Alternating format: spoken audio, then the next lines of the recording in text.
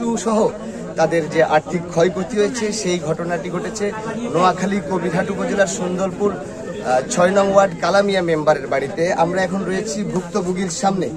আমরা ভুক্তভোগীর সাথে তার কথাগুলো শোনার পরে আপনাদেরকে গোটা চিত্রটি আপনাদের সামনে তুলে ধরবো এবং জানানোর চেষ্টা করব এখানে কি ঘটেছিল। আমরা প্রাথমিকভাবে এসে যেটা দেখেছি যে কয়েকটি গরু মারা গিয়েছে এবং আরো কয়েকটি গরুকে জবাই করে দেওয়া হয়েছে এবং এই ঘটনায় কিন্তু উৎসুক জনতা এক নজর বিষয়টি জানার জন্য এই বাড়িতে এসে প্রচন্ড ভিড় করেছে এবং আমরা ঘটনাস্থলে যেটি দেখেছি যে কবিরহাট থানা পুলিশ কিন্তু ঘটনাস্থলে এসেছে। কবিরহাট থানার ভারপ্রাপ্ত কর্মকর্তা শাহিন মিয়া তিনিও কিন্তু ঘটনাস্থল পরিদর্শন করছেন। আমরা তারও মতামত জানবো, এখানে উৎসুক জনতারও কথাবার্তা শুনবো। আমরা একটু জানতে চাই যে ভুক্তভোগীর কাছ থেকে কি হয়েছিল আপনার একটু যদি বলতেন, খোলাসা করে বলবেন যে আপনি যেমনটি বলছেন যে পূর্ব পরিকল্পিত ভাবে এখানে আগুন দেওয়া হয়েছে, একটু বলতেন। আগুন লাগানো হয়েছে কারণ আমি রাত্র ফোনে 1টা বাজে গরুঘাট থেকে ওই কালো গরুটা দুধ দোহন করি, ফোনে 1টা বাজে গেছি আমি গরুঘাট থেকে যাই। শোয়ার পরে আমার তো ঘুম আসি গেছে, তখন আমার এই বাতি যে আমার নম্বরে কল দিছিল, কল দিবার পরে আমার নম্বরে মনে ফাইন হয়ে চাষির নম্বরে ফোন দি কয় চাষি আমার গরু ঘরে নিয়ে গরু ডাক দেখা, তখন কইলে গরু কোনকে মনে ঢেকছে এই কারণে। এরপরে যে যাতে গরু আগুন লেগে যাতে গরু দফার না ঘরের ভিতরে তারা বেশি ডাক দেয়, ডাক দেওয়ার পরে দিয়ে তার ঘরের দরজা খুলি বাইরে দেখেন এদিক বেগে সমানে লালে গেছে আগুন।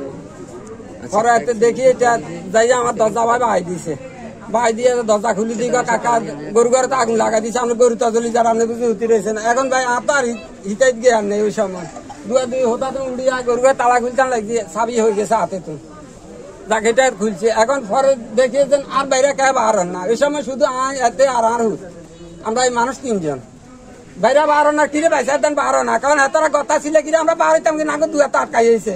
আর দেখেছি নেতাকে 3 ঘরের দরজারে 12 দিন আটকাই রেখেছে। রাখার পরে রাত্রে অনেক লোক আছে, মানে অন্তত 400-500 লোক একত্র রয়েছে রাত্রে। প্রশাসনের লোক সহ ফানি নিয়ে গরু ঘরে আগুন লিখেছে, ফায়ার বিটাই না প্রশাসনের পুলিশ কর্মকর্তারা সহ পুকুরে তো পানি নিয়ে আগুন নিয়ে গেছে। নিয়ে যাবার পরে ওই যারা লাগাইছে এরা কিন্তু আসেনি, এরা একারে একটা ছেলে কন মেয়ে কন হে নিজে কন এই জন্য সকালে যত আমার এলাকার লোকজন আছে আর সবাই যত এটা দেখি আর বাইরে নিচে ঘরের ওই যে সিটকারি যেন লাগাই দিছে ওইটা দেখা বেলা যে আঙ্গ 3 ঘরের এরকম সিটকারি আটকা দিছে। যদি আমরা বার যেতাম অন্তত গরুগুন তো এরকম খোয়া যেত না, আমরা বার করতাম এটা। এটা কনের পরে হে ফট করে ইয়া করলে কি হঠাৎ তবু ঘরে তোরা আগুন লাগাই দিছ। তারপরে আর একদিন পরে তোকে কোর্টে মামলা তারিখ তোরা ইয়াল্লা এটা গরু ঘরে আগুন লাগাইছে। তাহলে আপনি বলেন যে এই একটা আমার 30-35 লক্ষ টাকার গরু, আমি বলি এই গরু ঘরে আমরা নিজেরা আগুন লাগাই দিব।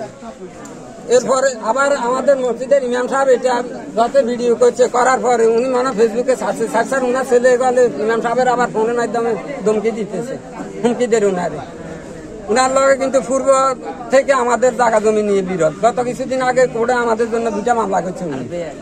আপনি স্পেসিফিক কাকে এটার জন্য সন্দেহ করছেন? আমি সন্দেহ করছি নবীরে। ইনি কে, কোন বাড়িতে? আমাদের একই ভাই। আচ্ছা, একই ভাই আমাদের পশ্চিমাংশের। তার সাথে আপনার বিরোধ? হ্যাঁ, ভূমি নিয়ে আমাদের বিরোধ উনার সাথে। দর্শক যেমনটি শুনছিলেন যে বিষয়টি একটু অত্যন্ত মর্মান্তিক, যে কতটা নিষ্ঠুরতা, যে বাইরে থেকে দরজা আটকিয়ে দিয়ে ভেতরে বিভিন্ন বাড়িতে যে অন্যান্য বসতি রয়েছে তাদের কিন্তু বাইরে থেকে দরজা বন্ধ করে দিয়ে, অর্থাৎ দরজা যে সিটকানি রয়েছে সেটি বেঁধে দিয়ে তারপরে তারা এই অগ্নিকাণ্ডটি সংঘটিত করে, যার কারণে হচ্ছে ভুক্তভোগী এবং আশপাশের লোকজন এগিয়ে আসতে একটু বিলম্ব হয়, যার কারণে তার ক্ষতিটা একটু বেশির দিকে। আমরা আরো একটু জানার চেষ্টা করি তিনি যেন আরো কি বলতে চাইছিলেন। আমি বলতে চাইছিলাম তার পরশুদিন আমি ওই যে আমার ফজরের কোনা হিয়ানে একটা সিন আছে, সিনের খার মার্কে সাঁড়ি আলা দিছে, আমি খারি কেন ধরিয়ে উনি কিন্তু দেখছি একা ইয়ের উত্তর নতুন মনে হয় 12:30 কম নয় ওই সময়। এমন অবস্থা উনি বললো যে সময় গনায় গেছে, সময় আর বেশি বাকি নেই। এ কথা এমনি কোনো লোক নাই লগে, উনি একথা বলছে, আমি এটা কারে কই না হেতনের মন চাইছে, হেতন কথা ইয়ে কইছে, কই হেতন হতে এমনি চলিয়ে আছে আমার দিকে রেনিও কনে একটা হ্যাঁ আমারে দেখি কথা ইয়ে কইছে। আমি ঘরের লই সিনের মুইয়া ঢুকাই তুই মার্কে শাড়ি বার করে দিয়া লাগছে, সময় গনাই গেছে, সময় আর বেশি বাকি নেই। এবং বাড়িতে আমার দেখতে পারবো হে ইয়া দিছে এ ফুকুর হিসাল কয় তোরা বেশি উছাল দিচ্ছে, তোর শত্রুর মতন বাঘের মতন গিচ্ছে, তোকে আর বাঁচাও নেই। এবং এই যারা ফুকুর ইচ্ছে হেরা সবাই শুনছে এই সকল কথা। এবং আবার হে ছেলে দোকানে কইছে গিয়া দেন এই বাড়িতে আমার দাদার একটিল সম্পত্তির মালিকই নয় আমরা, এটা সব আঙ্গু কিনে জায়গা যেমনি কিনছি দরকার এমনি চলে যাবে, এরপরে তো গুলো খেলা মনে হ্যাঁ। আচ্ছা, এইভাবে সন্দেহে কিন্তু আমরা যতটুকু ধারণা করছি যে এই ঘটনাটা আর একটু তীব্র হতে পারে। আমরা ওই দিকে না যেয়ে আমরা শুধু আপনার কাছ থেকে আপনি যেটা স্পেসিফিক সন্দেহ করেছেন সেটি আমরা শুনেছি। আপনি একটু বলবেন কি যে আপনার কয়টি গরু ক্ষয়ক্ষতি হয়েছে এবং কয়টি জবাই করেছেন, কয়টি বেঁচে আছে? আমার 8টি গরু ক্ষয়ক্ষতি হয়েছে, তার ভিতরে এটা মরিয়ে গেছে। একটু দেখানোর চেষ্টা করি। যেটি দেখছেন তার 8টি গরুর মধ্যে একটি গরু কিন্তু এখানে মৃত দেখা যাচ্ছে, আর 7টার ভিতরে একটা ঘরে জবাই করে দিছে। আচ্ছা, জবাইটার এখন ওখানে কয়টা গরু দগ্ধ হয়েছে? মোট 8টাই সবটাই দগ্ধ হয়েছে। দেখেন আপনারা আঁটি অন্তত আপনারা নিজেরা মাঠে দেখেন। এখানকার বাড়ির প্রতিবেশী আছেন কেউ? একটু জানার চেষ্টা করি আমরা একটু।